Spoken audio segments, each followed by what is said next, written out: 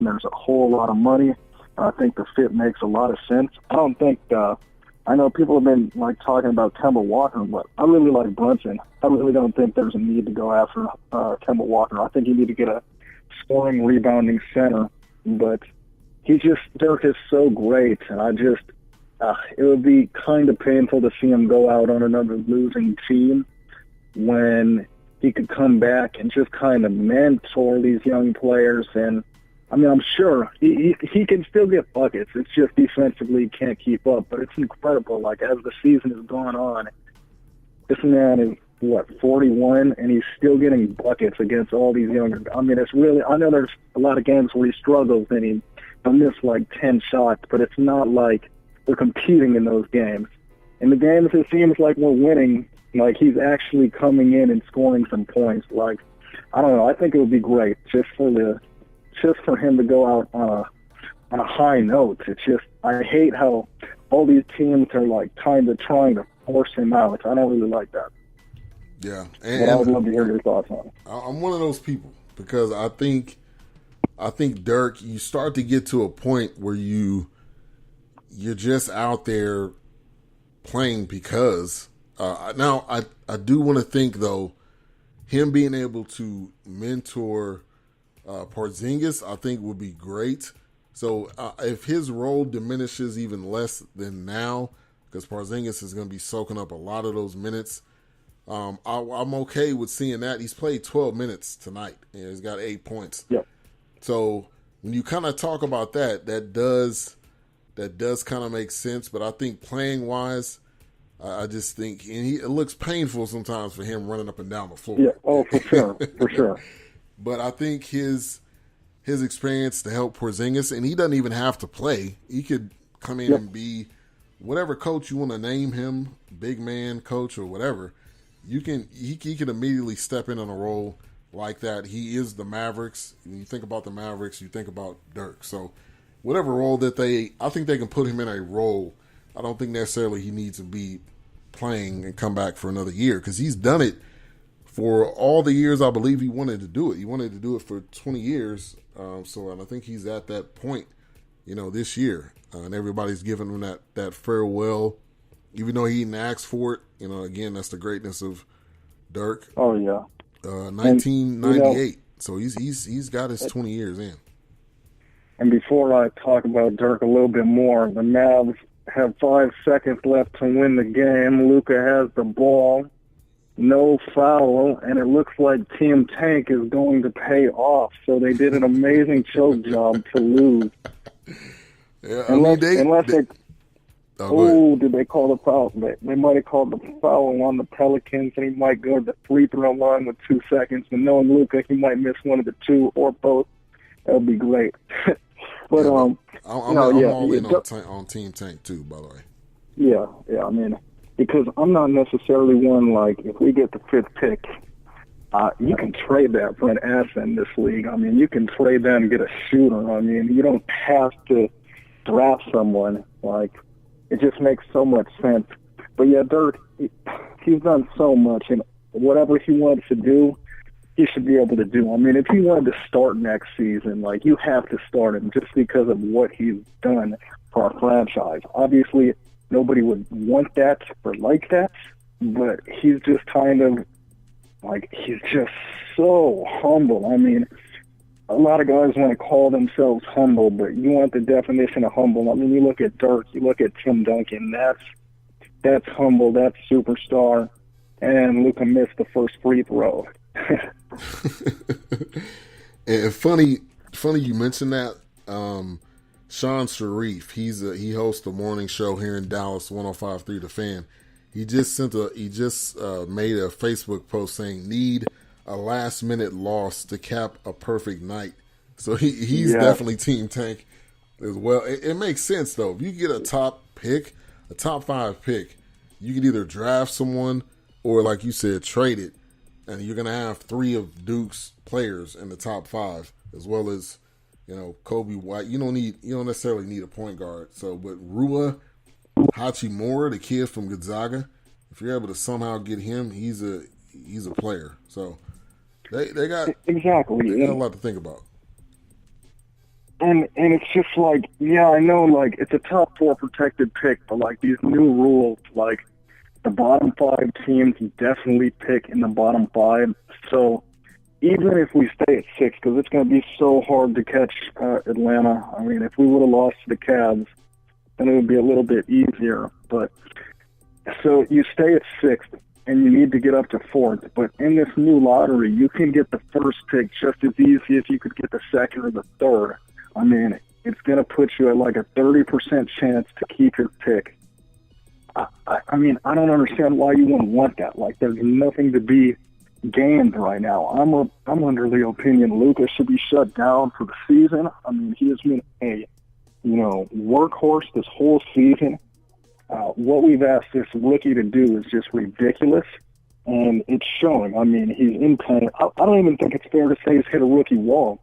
I just think literally we have driven this man so much into the ground. I don't understand why he's still out there. That's just my opinion on Luka. I mean, when you have a star like that, it's not even worth it. You don't.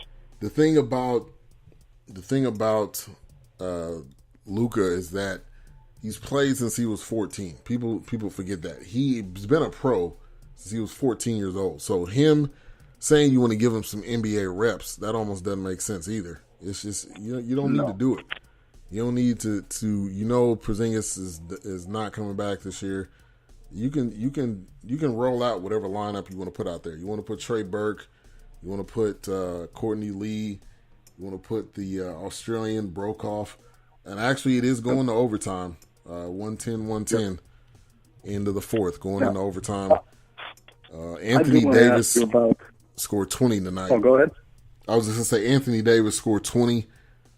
Julius Randle scored 30. Julius Randle's been the player with all of this trading going on. Definitely, he's been the player this year.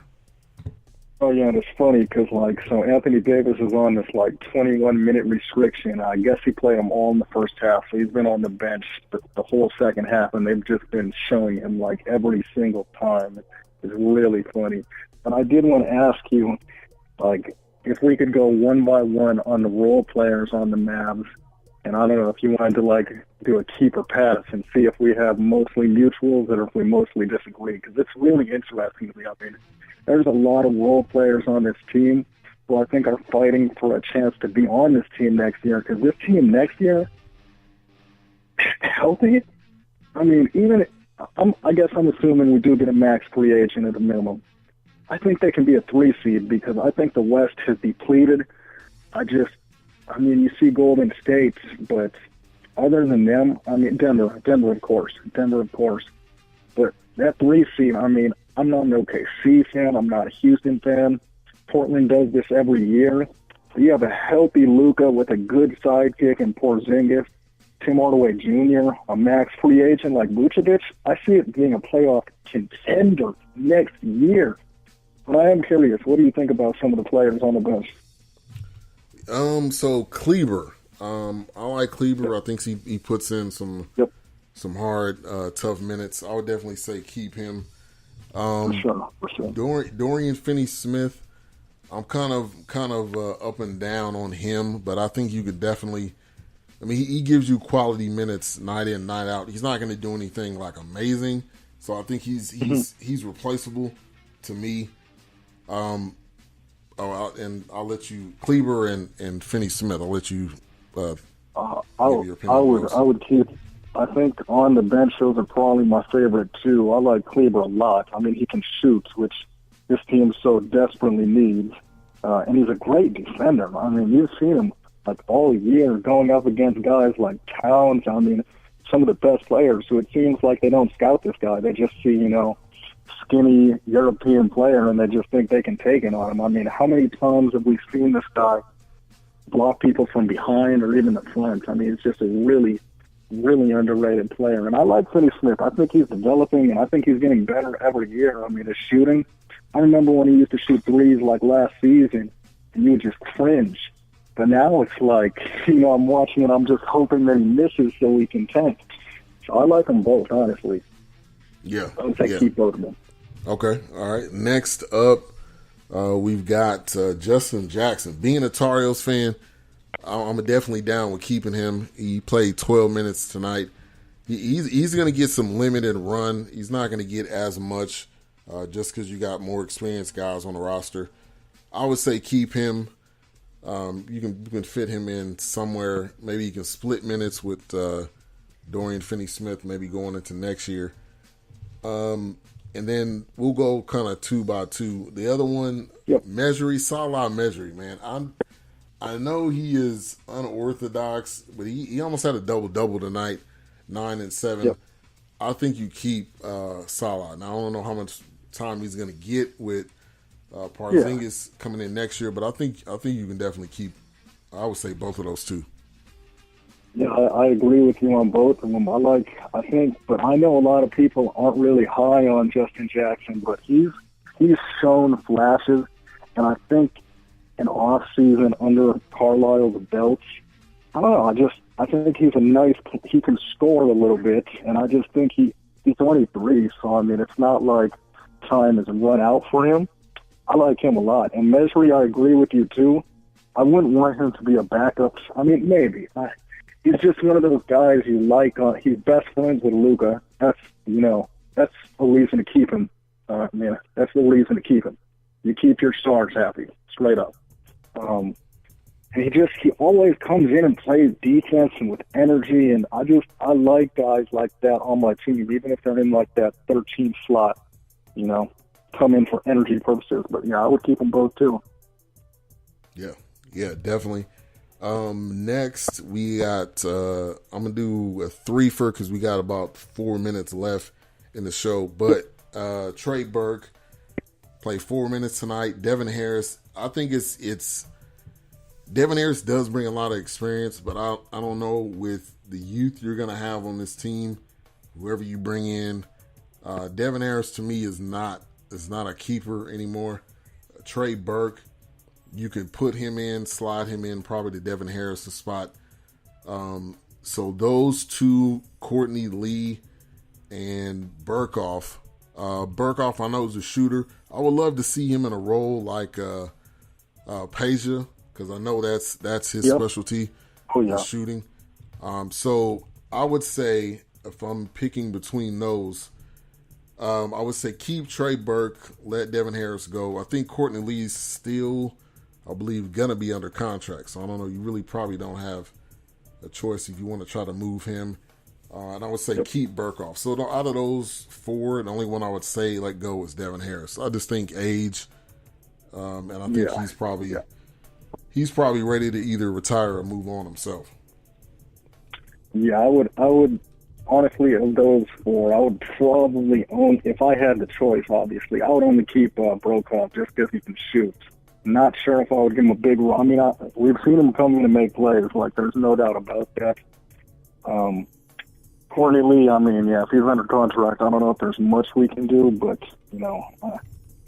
doesn't do anything for me. And I just think guards like Trey Burke are kind of a dime a dozen in this league. I mean, I know he comes in and gets some buckets sometimes, but, I mean, I guess if we're just talking one season, I'd rather see JJ come back as a veteran and just, because, Harris and JJ, I mean, if you have to pick one, you're definitely picking JJ. I mean, at least when he was playing, he still goes off some nights. I mean, he still gets a bucket, and it's just like, oh, he's part of the championship team. Like, I think that's what the youth needs on this team. So yeah, I would let Burke lead, and then I think Dwight Powell's going to opt out of his $10 million because the way he's in hooping, I think he can get more in this league, and I think that would be really good for Dallas because he just can't block out. I mean, when you can't box out in this league, it's demoralizing. Like, I know he gets all these easy buckets, but that's being, beneficiary of Jalen Brunson and Luka Doncic.